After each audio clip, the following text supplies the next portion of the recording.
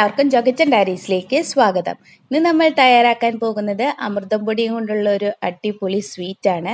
നല്ല ടേസ്റ്റാണ് ഇത് കഴിക്കാൻ വേണ്ടിയിട്ട്. കുട്ടികൾക്കും വലിയവർക്കൊക്കെ ഇത് ഒരുപോലെ ഇഷ്ടമാകും.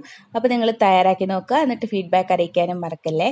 അതുപോലെ തന്നെ നിങ്ങൾ ആദ്യമായിട്ടാണ് ഈ ചാനൽ കാണുന്നതെങ്കിൽ ഒന്ന് സബ്സ്ക്രൈബ് ചെയ്തേക്കുക, കൂട്ടത്തിലുള്ള ബെല്ലൈക്കൺ കൂടെ ഒന്ന് അമർത്തണേ. അപ്പോൾ ഇതിനായിട്ട് ഞാനിവിടെ 1 കപ്പ് അമൃതം പൊടിയാണ് എടുക്കുന്നത്. അതൊരു ചീനച്ചട്ടിയിലേക്ക് ഇട്ട് കൊടുക്കുന്നുണ്ട്. ഇനി നമ്മൾ ആ പൊടി ഒന്ന് റോസ്റ്റ് ചെയ്തെടുക്കണം. അപ്പോൾ പെട്ടെന്ന് തന്നെ ഇത് റോസ്റ്റായി കിട്ടും. കൂടുതൽ സമയമൊന്നും ഇളക്കേണ്ട ആവശ്യമൊന്നുമില്ല. അതുപോലെ തന്നെ കൈ എടുക്കാതെ ഇളക്കി കൊടുക്കാൻ ശ്രദ്ധിക്കുക, കാരണം നമ്മുടെ പൊടി പെട്ടെന്ന് അടി പിടിച്ചു പോകും. പിന്നെ ഇത് നമ്മൾ ഒത്തിരി നേരം ഇളക്കേണ്ട ആവശ്യമില്ല. ഇതിൻ്റെ ഒരു പച്ചമണം മാറുന്ന സമയത്ത് നമുക്കിത് ചട്ടിയെടുത്ത് മാറ്റാം. പിന്നെ ആ സെയിം ചീൻചട്ടിയിലോട്ട് ഞാനൊരു 3/4 കപ്പ് പഞ്ചസാരയാണ് ഇട്ട് കൊടുക്കുന്നത്. പിന്നെ ഒരു 1/2 കപ്പ് വെള്ളവും കൂടി അതിലേക്ക് ഒഴിച്ചു കൊടുക്കുന്നുണ്ട്. ഇനി ഇത് നന്നായിട്ട് തിളച്ച് വരട്ടെ.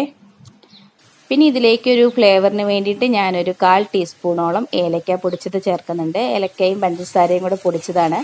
അതും കൂടെ ടേസ്റ്റിനനുസരിച്ച് ചേർത്ത് കൊടുക്കാം. ഇനി ഇത് നന്നായിട്ട് തിളച്ച് വന്നാൽ മതി, അല്ലാതെ ഇത് ഒറ്റനൂൽ പരുവോ അങ്ങനെയൊന്നും ആവേണ്ട ആവശ്യമൊന്നുമില്ല.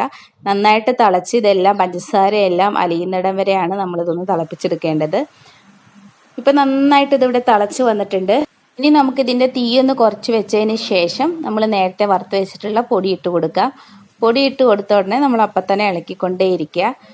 ഇനി ഇത് കട്ടയൊന്നുമില്ലാതെ നന്നായിട്ട് ഇത് മിക്സ് ചെയ്യണം. അപ്പോൾ ഇത് നമുക്ക് നന്നായിട്ടൊന്ന് ഇളക്കി കൊടുത്തുകൊണ്ടേയിരിക്കാം. അപ്പോൾ ചെറുതായിട്ടൊന്ന് കുറുകുന്നിടം വരെയാണ് നമ്മളിത് ഇളക്കി കൊടുക്കേണ്ടത്. അപ്പോൾ ഇത് ഞാനിപ്പോൾ ലോ ഫ്ലെയിമിലിട്ടിട്ടാണ് നമ്മൾ ഇളക്കി കൊടുത്തുകൊണ്ടേയിരിക്കുന്നത്. പിന്നെ ഞാൻ ഇതിൽ ചേർത്തിട്ടുള്ളത് ഒരു 3/4 കപ്പ് പഞ്ചസാരയായിരുന്നു. അത് അത്യാവശ്യം നല്ല മധുരത്തിൽ തന്നെയാണുള്ളത്. അപ്പോൾ നിങ്ങൾക്ക് അത്രയും മധുരം വേണ്ടെങ്കിൽ നിങ്ങൾ 1-2 സ്പൂൺ കുറച്ചിട്ട് വേണം എടുക്കാനായിട്ട്. അപ്പോൾ ഇതിവിടെ നന്നായിട്ടൊന്ന് കട്ടയൊന്നും ഇല്ലാണ്ട് നന്നായിട്ട് മിക്സായി വന്നിട്ടുണ്ട്. ഇതിലേക്ക് ഞാൻ 1 സ്പൂണോളം നെയ്യാണ് ചേർത്ത് കൊടുക്കുന്നത്. അപ്പോൾ നമ്മൾ ഈ നെയ്യും കൂടെ ചേർക്കുമ്പോൾ നല്ലൊരു ഫ്ലേവറാണ് നമ്മുടെ ഈ ബർഫിക്കുള്ളത്. അപ്പോൾ ഇത് കൂടെ ചേർത്തിട്ട് നമുക്ക് നന്നായിട്ടൊന്ന് മിക്സ് ചെയ്ത് കൊടുക്കാം. അപ്പോൾ നിങ്ങൾക്ക് കൂടുതൽ നെയ്യ് വേണമെങ്കിൽ ഒരു 2 സ്പൂൺ വരെ ചേർത്ത് കൊടുക്കാം.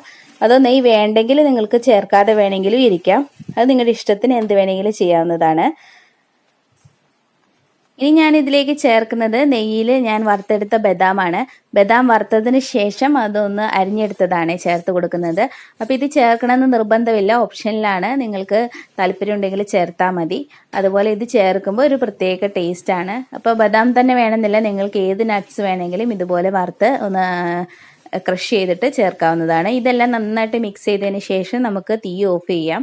ആ ചൂടോട് കൂടി തന്നെ നമ്മളൊരു പാത്രത്തിലേക്ക് ഒഴിച്ചു കൊടുക്കണം.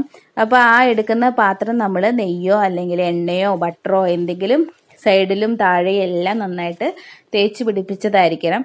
അല്ലെങ്കിൽ നമ്മുടെ ബർഫി അതിനകത്ത് പാത്രത്തിൽ നിന്ന് വിട്ടുപോരാനായിട്ട് കുറച്ച് ബുദ്ധിമുട്ടുണ്ടാകും. ഇത് നന്നായിട്ട് നിരത്തി വെക്കുക. അതിനുശേഷം നമ്മൾ നേരത്തെ വറുത്ത് വെച്ചിട്ടുള്ള ബദാമിൻ്റെ ബാക്കിയുള്ളത് നമുക്ക് ഒരു ഭംഗിക്ക് വേണ്ടിയിട്ട് മുകളിലൊന്ന് ഡെക്കറേറ്റ് ചെയ്യാൻ വേണ്ടിയിട്ട് ഇട്ട് കൊടുക്കാം. ഇത് നിങ്ങൾക്ക് ഗോതമ്പ് പൊടിയിലും ചെയ്തെടുക്കാവുന്നതേ ഉള്ളൂ കേട്ടോ. സെയിം റെസിപ്പി തന്നെ ഫോളോ ചെയ്യാവുന്നതാണ്. പഞ്ചസാരയുടെ അളവിൽ മാത്രം കുറച്ച് കൂട്ടിയെടുക്കണം. ഇനി നമുക്കിതൊന്ന് സെറ്റാവാൻ വെക്കാം. അപ്പോൾ കുറച്ചൊന്ന് സെറ്റായതിന് ശേഷം നമ്മളിതൊന്ന് മുറിച്ച് മാറ്റണം. നന്നായിട്ട് സെറ്റാവാൻ നിൽക്കരുത്. നന്നായിട്ട് സെറ്റായി കഴിഞ്ഞ് കഴിഞ്ഞാൽ നമുക്കിതുപോലെ മുറിക്കാൻ പറ്റില്ല. ഭയങ്കര ബുദ്ധിമുട്ടായിരിക്കും മുറിക്കാനായിട്ട്, നല്ല ഷേപ്പും കിട്ടില്ല. അപ്പോൾ ഒരു 15 മിനിറ്റോളം മതിയാവും. 15 മിനിറ്റ് സെറ്റാവാൻ വെച്ചതിന് ശേഷം നമ്മളിത് മുറിച്ച് മാറ്റിയതിന് ശേഷം മുറിച്ച് വെക്കുക. അതിനുശേഷം നന്നായിട്ട് സെറ്റായതിന് ശേഷം നമുക്ക് പാത്രത്തിൽ നിന്ന് എടുത്ത് ഉപയോഗിക്കാവുന്നതാണ്. സെറ്റാക്കാൻ വേണ്ടിയിട്ട് ഫ്രീസറിലോ ഫ്രിഡ്ജിലോ ഒന്നും വെക്കേണ്ട ആവശ്യമില്ല, പുറത്ത് തന്നെ വെച്ചാൽ മതി.